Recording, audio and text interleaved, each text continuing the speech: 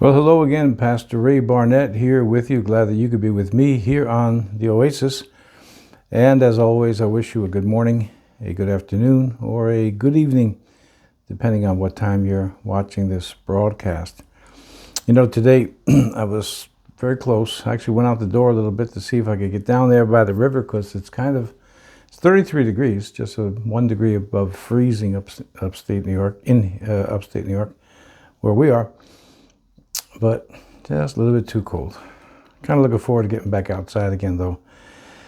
Provides, I think, a better background for what we're trying to accomplish. Again, I welcome all the new subscribers. Glad that you're with us. And do remind you that very important that you stay with me for the 20 minutes that I'm on the broadcast. And try to watch as often as possible. Every day is optimal. But if that's not really possible, then as much as possible. So this is a short teaching on a very large subject, anxiety, depression, and things associated with mental health. And it can't be done. It really can't be done with 1, 2, 3 broadcasts. Just can't be done. All right. So, try to stay with me. At times it can get a little, it's 20 minutes, which in YouTube land, that's asking quite a lot, I read somewhere, and I had to check up on this, and apparently it's the case. I can't prove it, but I'm just telling you what I heard, and then I checked up on it, and there are experts that are saying that this is the case. So they say that the average attention span of people today, and I think they're talking about Americans, is about 1 second or 2 less than that of a goldfish, which is equivalent to 2 or 3 seconds.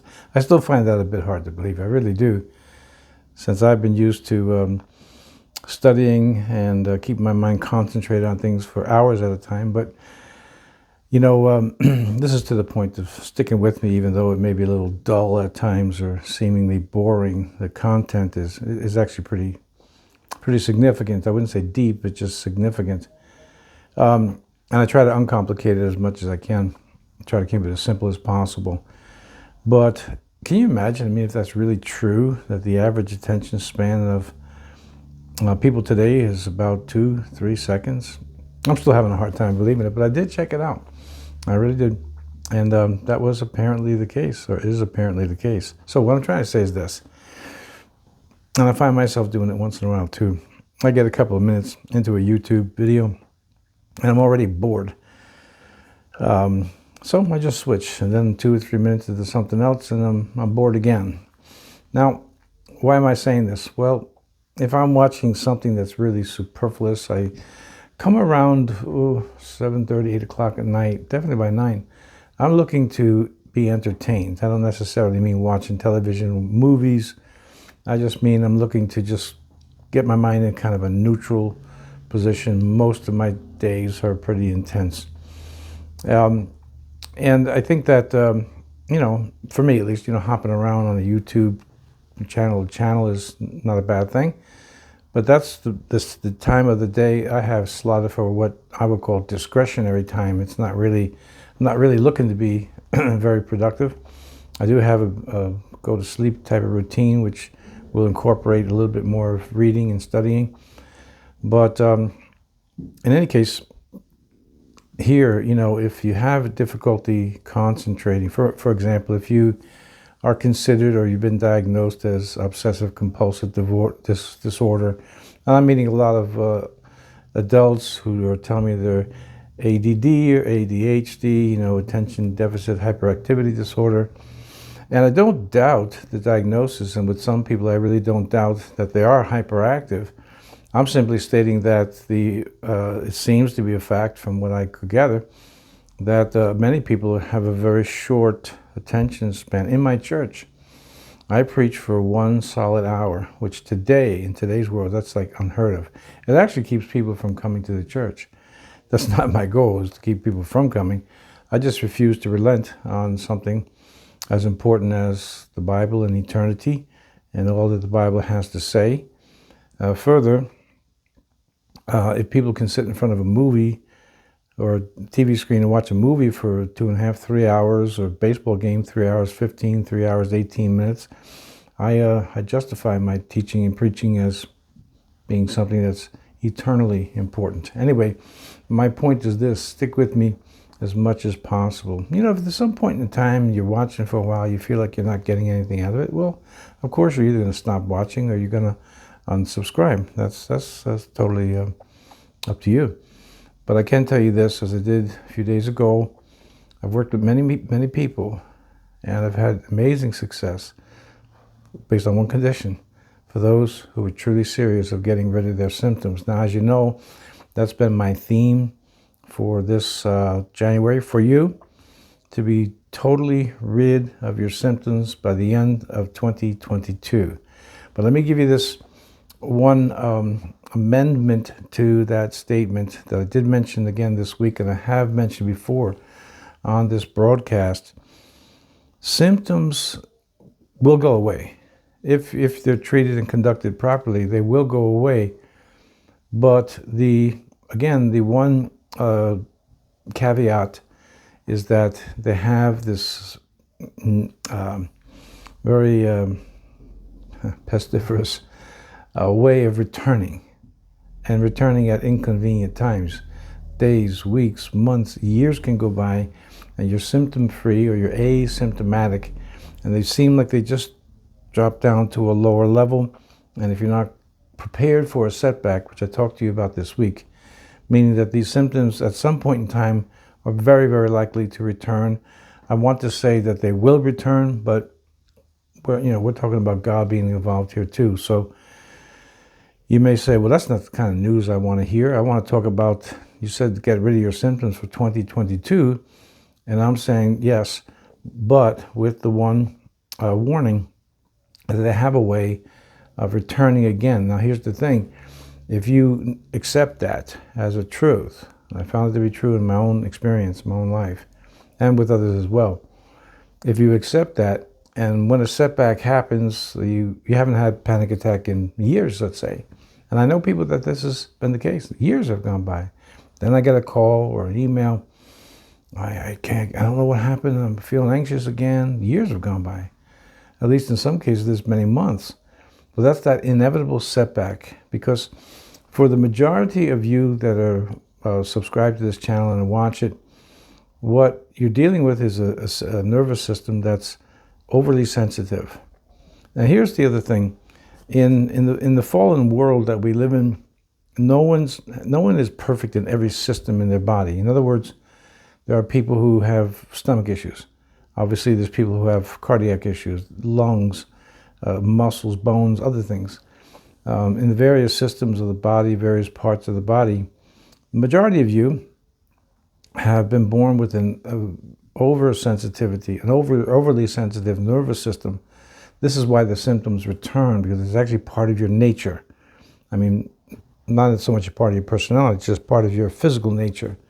It's how you were, well, I don't want to say designed. We weren't designed to be sinful or designed in sin necessarily, but sin has made this effect on the world. So, and on all of us. So you have a type of situation where everybody has something that's not precisely right. Again, respiratory, sensitivity to getting a lot of colds, bronchitis, whatever it could be. In your case, it's an overly sensitized nervous system that either was developed over time through a tremendous amount of stress, and now it's a very sensitive nervous system. Or again, for the majority of you, for the most part, it was just something that you were born with. For instance, when I was young, and I mean when I was little, they used to use an expression of me. My dad used to use the expression, "Oh, he'd cry at the drop of a hat," which means the least little thing would get me to be very emotional and sensitive. When you're a little kid, that's the type of thing that you take seriously. I know that my dad didn't mean it to be problematic for me in my thinking, but being a fairly perceptive person, you start to think about, why am I so sensitive? How come things trouble me? This, by the way, also leads to why some of you are just, you lose your temper so quickly because you're already stressed and tense and you don't even know it. Same with fear. Why does fear just all of a sudden seem to come back out of nowhere? Well, that could be a little more complex, but let's just say it's still related to the nervous system. Ideas are brought to the brain for anger, for fear, and a host of other things, jealousy, envy, all these things. And they're brought to the brain. And here's where the central management up here has got to be able to say, I refuse that thought. I refuse to be afraid. I refuse to act out on my anger. You really can't. You can't control your initial response, the body's response, for this very reason, that the nervous system, in your case, more than likely, is overly sensitive, whether it got there through stress over weeks, months, and years, or whether it's just something you were born with, which is my case, very sensitive nervous system. And there's not much you could do about that. But the response that you get from, something drops and what's that? Somebody's just, bugging you and you're getting frustrated and irritated. Okay, those things you can't control. What you can control is your reaction to these things. So what I want to share with you today is this. Setbacks are inevitable. Nobody does anything in this life perfectly. You don't start out with any endeavor and just sail right through it and everything goes fine for, again, days, weeks, months, years, never had nothing, no stumbling block, no obstacles. That doesn't happen to anybody in any field, let alone, again, the human condition that we're dealing with. So what you need is what I'm trying to provide for you, which is training. It's the ability to change the pattern of thinking here. It's also the techniques that I deal with here on the broadcast of, some of the relaxation. I mentioned to you a very good book to read. Actually, any of his books are good to read. Is Herbert Benson. He's a cardiologist, MD, from Harvard, and he's the one who discovered the relaxation response, which is something that's physiological. This doesn't belong just to Christians. It belongs to anybody. And it is the exact opposite of the fight or flight response, discovered also at Harvard in the same laboratory by Walter Cannon, Dr. Walter Cannon. So you have the fight or flight response. When you are stressed and you're under continual stress, and many of you have had a lifetime of stress from the time you were little. That's really been my life, I'm telling you the truth. Your body is kind of always tense.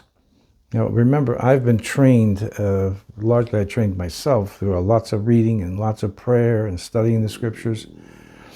But nevertheless, I've trained myself, and the Holy Spirit, of course, obviously has trained me. So I'm much more used to this. I'm more sensitive now to the fact that, you're tense.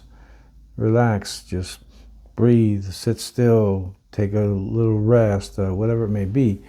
Whereas in your case, at least presumably, you don't have yet that experience. You don't have that training, which I'm trying to provide for you. So anyway, you could look at Dr. Herbert Benson's books. They're very, very good. The relaxation response.